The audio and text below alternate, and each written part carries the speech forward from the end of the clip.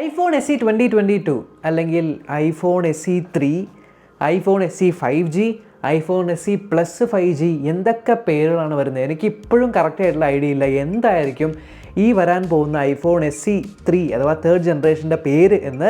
പക്ഷേ പേരിൻ്റെ കാര്യത്തിൽ ഇപ്പോഴും കൺഫ്യൂഷൻ ഉണ്ടെങ്കിലും ഈ ഒരു iPhone SE തേർഡ് ജനറേഷനിൽ എന്തൊക്കെയാണ് വരാനായിട്ട് പോകുന്നത്, എപ്പോഴാണ് ലോഞ്ച് ചെയ്യാനായിട്ട് പോകുന്നത്, എന്താണ് ഇതിൻ്റെ പ്രൈസിങ് എന്നുള്ളതിനെക്കുറിച്ചൊക്കെ കുറേയധികം വിവരങ്ങൾ കിട്ടിയിട്ടുണ്ട്. സോ ഇതുവരെയും നമുക്ക് കിട്ടിയേക്കുന്ന എല്ലാ വിവരവും വെച്ചിട്ടാണ് ഈ ഒരു വീഡിയോ ചെയ്തിരിക്കുന്നത്.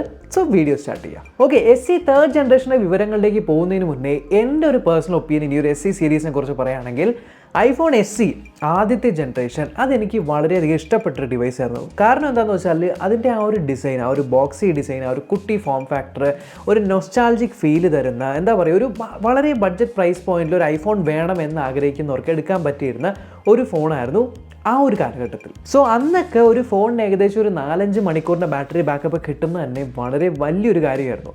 പക്ഷെ പിന്നീട് അവർ iPhone SE സെക്കൻഡ് ജനറേഷൻ അഥവാ iPhone SE 2020 ഇറക്കിയപ്പോൾ അത് എനിക്ക് തോന്നുന്നു ഐഫോൺ ഇറക്കിയത് വെച്ചാൽ ഏറ്റവും പൊട്ട ഫോണാണ്. കുറേ ആൾക്കാർ ഇപ്പോൾ കമൻറ്റ് ചെയ്യുന്നുണ്ടാവും, ഇയാൾ ഇത് എന്താണ് ഈ പറയുന്നത്, ആപ്പിളിൻ്റെ A13 ബയോണിക് ചിപ്പ് തരുന്ന ഏറ്റവും ചീപ്പസ്റ്റ് ആയിട്ടുള്ളൊരു ഫോണല്ലേ, അത്രയും നല്ല ഫോണിൻ്റെ എങ്ങനെയാണ് പൊട്ട ഫോണെന്ന് പറയുന്നതെന്ന് പറഞ്ഞുതരാം. സംഭവം ശരിയാണ്, A13 ബയോണിക് ചിപ്സെറ്റ് ഉണ്ട്.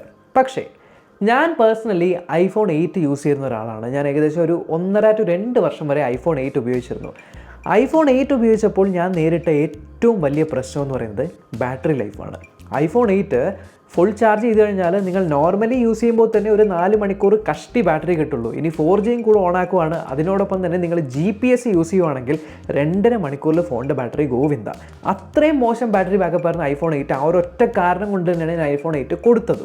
iPhone 8 കൊടുത്തിട്ട് ഞാൻ ഒരു ഫോണിലേക്ക് അപ്ഗ്രേഡ് ചെയ്യണം എന്ന് ചിന്തിച്ചിരുന്നപ്പോഴാണ് എനിക്ക് 2 ഓപ്ഷൻസ് ഉണ്ടായി. ഒന്ന് iPhone XR, പിന്നെ ഒരെണ്ണം നമ്മുടെ ഐഫോണിൻ്റെ SE സെക്കൻഡ് ജനറേഷൻ. സോ ഞാനും വിചാരിച്ചു ഓക്കെ SE സെക്കൻഡ് ജനറേഷനിലേക്ക് പോകാം, ബഡ്ജറ്റ് ഫ്രണ്ട്ലി അല്ലേ എന്ന്.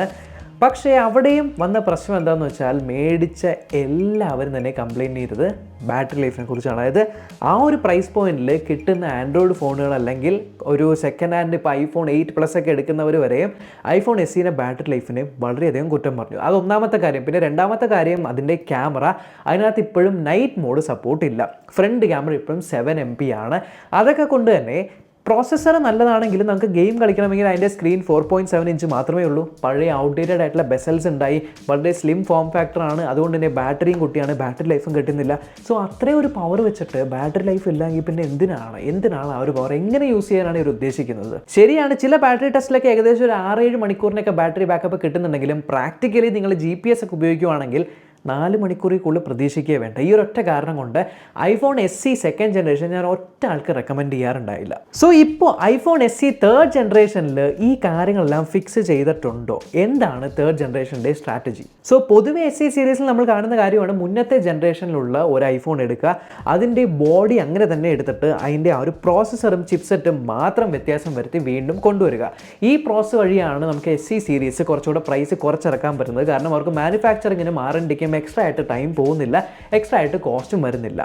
അതുകൊണ്ട് തന്നെ നമ്മൾ SE തേർഡ് ജനറേഷൻ എക്സ്പെക്റ്റ് ചെയ്യുന്നത് നമ്മുടെ ഇപ്പോൾ ഔട്ട്ഡേറ്റഡ് ആയിട്ടുള്ള iPhone XR. ആ ഒരു iPhone XRൻ്റെ ഫോം ഫാക്ടറാണ് നമ്മൾ ഇപ്പോൾ iPhone SE തേർഡ് ജനറേഷനിലേക്ക് പ്രതീക്ഷിക്കുന്നത്. ഈവൻ ലീക്ക് വന്നിരിക്കുന്ന റെൻഡറുകളിൽ നമുക്ക് ആ ഒരു നോച്ച് കാണാനായിട്ട് പറ്റുന്നുണ്ട്. പക്ഷേ ഇവിടെ എനിക്ക് വരുന്ന ഒരു ചെറിയ ഡൗട്ട് എന്താണെന്ന് വെച്ചാൽ iPhone XR ഇപ്പോഴും ഏകദേശം ഒരു 33, 35, 40 ഇടയ്ക്ക് വിറ്റുപോയിക്കൊണ്ടിരിക്കുന്ന ഒരു ഫോണാണ്. അതുകൊണ്ട് തന്നെ iPhone SE ഒരു ബഡ്ജറ്റ് പ്രൈസ് പോയിന്റിൽ ഇറക്കുമ്പോൾ അതിനേലും വില കുറച്ച് ഇറക്കണം എന്നുള്ളതുകൊണ്ട് ഒരിക്കലും XRനെ റീപ്ലേസ് ചെയ്യുന്ന പോലെ അവർ ഉണ്ടാക്കില്ല, കാരണം സെയിലുകൾ കുറയും. സോ ഇപ്പോൾ കിട്ടിയിരിക്കുന്ന കൺഫർമേഷൻ iPhone SE തേർഡ് ജനറേഷനിലും നമ്മുടെ പഴയ 4.7 ഇഞ്ചിൻ്റെ iPhone 8 കണ്ട ആ ഒരു സിമിലർ ഡിസൈൻ ആയിരിക്കും, വിത്ത് ടച്ച് ID. സ്ക്രീൻ സൈസിലും സ്ക്രീൻ റെസൊല്യൂഷനിലും അതേപോലെ സ്ക്രീനിൻ്റെ പിക്സൽ ഡെൻസിറ്റിയിലും ഒന്നും തന്നെ യാതൊരു വ്യത്യാസവും ഉണ്ടാവില്ല. എന്നാൽ വരാൻ പോകുന്ന ഒരു മേജർ ഡിഫറൻസ് എന്ന് പറയുന്നത് 5G സപ്പോർട്ട് ഉണ്ടായിരിക്കും. അതുകൊണ്ട് തന്നെ പല ആൾക്കാരും ഈ ഒരു iPhone SEനെ iPhone SE 5G എന്ന് വിളിക്കാം എന്ന് പറയുന്നത്. സോ 5G സപ്പോർട്ട് ചെയ്യണമെങ്കിൽ ആപ്പിളിൻ്റെ 5G സപ്പോർട്ട് ചെയ്യുന്ന ഒരു ചിപ്പാണ് ആപ്പിളിൻ്റെ A15 ബയോണിക്.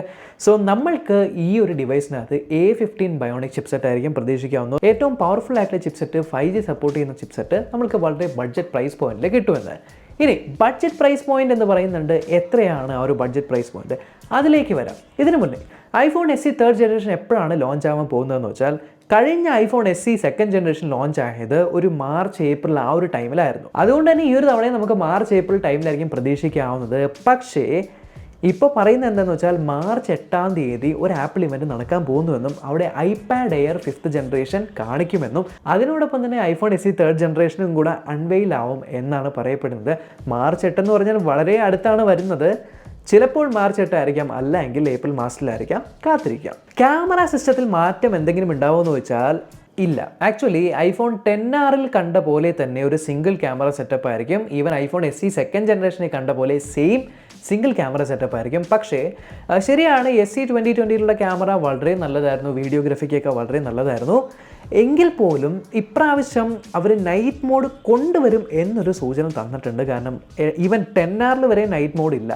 അപ്പോൾ 10R ഇല്ലാത്തതുകൊണ്ട് ഇതിലെങ്കിലും നൈറ്റ് മോഡ് കൊണ്ടുവരുമെന്ന് പറയുന്നുണ്ട്. പക്ഷേ ആപ്പിളിൻ്റെ ഐഫോണിലുള്ള നൈറ്റ് മോഡ് എന്ന് പറയുന്ന ഒരു സോഫ്റ്റ്വെയർ ഫീച്ചർ മാത്രമല്ല, അതിന് കുറേയധികം എലിമെൻറ്റ്സ് ഉണ്ട്. ഒന്ന് സോഫ്റ്റ്വെയർ ആണ്, രണ്ടാമത്തേത് അവരുടെ NP അഥവാ ന്യൂറൽ പ്രോസസ്സിംഗ് എഞ്ചിൻ, അതേപോലെ ISP ഇമേജ് സിഗ്നൽ പ്രോസസ്സർ. ഇത് കൂടാതെ തന്നെ സെൻസറിൽ എത്ര ലൈറ്റ് ക്യാപ്ചർ ചെയ്യാൻ പറ്റുന്നുണ്ട്, എത്രത്തോളം വൈഡാണ് എന്നുള്ളതിനെ പറ്റിയിട്ടും. സോ ഐഫോൺ SE സെക്കൻഡ് ജനറേഷനിൽ നമ്മൾക്ക് സിമിലർ ലെൻസാണ് കണ്ടത്. പക്ഷേ 3rd ജനറേഷനിൽ കുറച്ചുകൂടെ വലിയ ഒരു ക്യാമറ ആയിരിക്കും വരാനായിട്ട് പോകുന്നത്. അതായത് നമ്മുടെ ഐഫോൺ 11 ഐഫോൺ 12 ഒക്കെ കണ്ട പ്രൈമറി ക്യാമറ എടുത്തിട്ടായിരിക്കും ഐഫോൺ SE 3rd ജനറേഷനിൽ വെക്കാൻ പോകുന്നത് എന്ന് പറയപ്പെടുന്നു. അങ്ങനെയാണെങ്കിൽ ഡെഫിനറ്റ്ലി മേജർ ഇമ്പ്രൂവ്മെൻറ്റ് ഉണ്ടാവും ക്യാമറയിൽ. അതുപോലെ തന്നെ നൈറ്റ് മോഡ് നമുക്ക് കിട്ടും. ഇനി അതേപോലെ ക്യാമറയുടെ കാര്യത്തിൽ ഫ്രണ്ട് ക്യാമറ 7 മെഗാ പിക്സലിൻ്റെ ഒരു ക്യാമറയായിരുന്നു.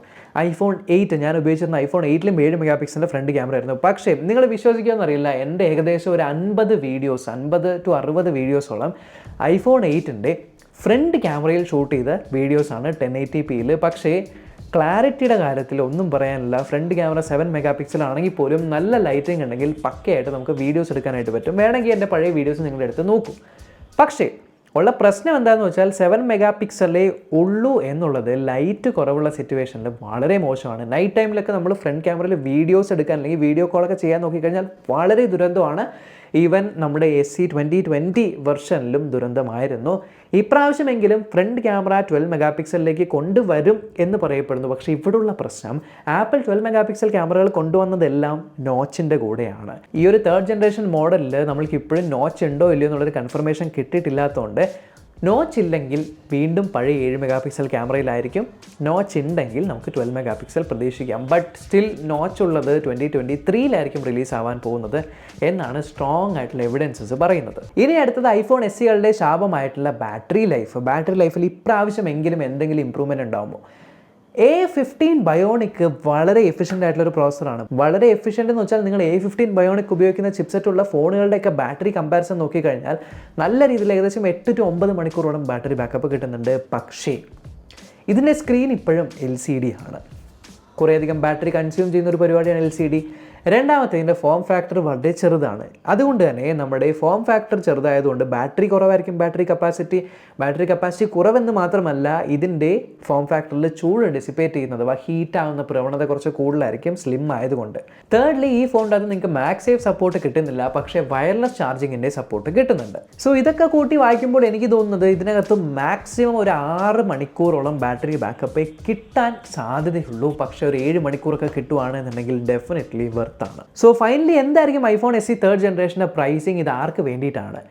ആക്ച്വലി US പ്രൈസിങ് കിട്ടിയിരിക്കുന്നത് $300 അറൗണ്ട് ആയിരിക്കും. $300 എന്നൊക്കെ പറഞ്ഞാൽ ഏകദേശം ഒരു 22 to 25,000 രൂപ. എന്നാലോചിച്ച് നോക്കി, 25,000 രൂപയ്ക്കൊക്കെ നമുക്ക് ഇത്രയും നല്ല പ്രോസസ്സറുള്ളൊരു ഐഫോൺ മേടിക്കാൻ പറ്റുന്ന തന്നെ വലിയ കാര്യമാണ്. പക്ഷേ ഇന്ത്യയിൽ നിങ്ങൾ ഈ ഒരു പ്രൈസ് പ്രതീക്ഷിക്കേണ്ട. ഇന്ത്യയിൽ ഏകദേശം ഒരു 35 to 40 ആ ഒരു പ്രൈസ് റേഞ്ചിൻ്റെ ഇടയ്ക്കായിരിക്കും ലോഞ്ച് ചെയ്യുന്നത്. കാരണം നമുക്കറിയാമല്ലോ, ടാക്സസിൻ്റെ ഇഷ്യൂ, ഇമ്പോർട്ടിൻ്റെ ഇഷ്യൂ, കുറേയധികം ഇഷ്യൂ. അല്ലെങ്കിൽ തന്നെ പൊതുവേ ആപ്പിളിൻ്റെ US പ്രൈസിങ്ങിനേക്കാളും എത്രയോ 1000 രൂപകൾ കൂടുതലാണ് ഇന്ത്യയിലുള്ളത്. സോ നമ്മൾക്കൊരിക്കലും അത് ബഡ്ജറ്റ് ഫോണായിട്ട് മാറില്ല. പക്ഷേ ഇത് മെയിനായിട്ട് കോമ്പീറ്റ് ചെയ്യുന്നത് ഇനി വരാൻ പോകുന്ന നമ്മുടെ ഗൂഗിൾ പിക്സൽ 6a ഇന്ത്യയിൽ ലോഞ്ച് ആവുമെന്ന് അറിയില്ല. എന്തായാലും ഗൂഗിൾ പിക്സൽ 6aക്ക് ഒരു ടൈറ്റ് കോമ്പറ്റീഷനായിട്ടാണ് ഇറക്കുന്നത്. പിക്സൽ 6a ഇറങ്ങുവാണെങ്കിൽ നമ്മൾക്ക് ഏകദേശം ഒരു 29,999 രൂപയ്ക്ക് മേ ബി ഫ്ലിപ്കാർട്ടിൻ്റെയോ ആമസോണിൻ്റെയോ ഒക്കെ സെയിൽ അവൈലബിൾ ആയിട്ട് വരാം. ഐഫോൺ SEയുടെ കാര്യം ഇപ്പോഴും പ്രൈസിങ്ങിൻ്റെ കാര്യത്തിൽ തീരുമാനമായിട്ടില്ല. ബട്ട് $300 ആണ് US പ്രൈസിങ്. വീഡിയോ അവസാനിപ്പിക്കുന്നതിന് മുന്നേ എൻ്റെ ഒരു തോട്ട് എന്ന് പറയുന്നത്, ഐഫോൺ 12 മിനി എന്ന് പറഞ്ഞൊരാളുണ്ട്.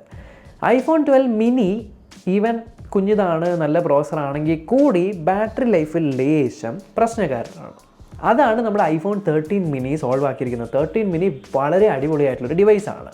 സോ iPhone 13 miniയിലുള്ള ആ ഒരു പെർഫോമൻസ് SEയിൽ കൊണ്ടുവരാൻ പറ്റുമെങ്കിൽ വിജയിച്ചു. SEയിൽ കൊണ്ടുവരാൻ പറ്റുമെങ്കിൽ എല്ലാവരുടെയും കയ്യിൽ iPhone SE ഉണ്ടാവും. പക്ഷേ അത് പറ്റിയില്ല എങ്കിൽ വീണ്ടും ആപ്പിളിൻ്റെ ഒരു ഫ്ലോപ്പ് ഡിവൈസ് ആയിരിക്കും ഈ കാലഘട്ടത്തിൽ. അതായത് ആൻഡ്രോയിഡ് ഫോണുകളൊക്കെ ഇത്രത്തോളം മുന്നിൽ നിൽക്കുന്നുണ്ട് ആ ഒരു പ്രൈസ് പോയിന്റിൽ.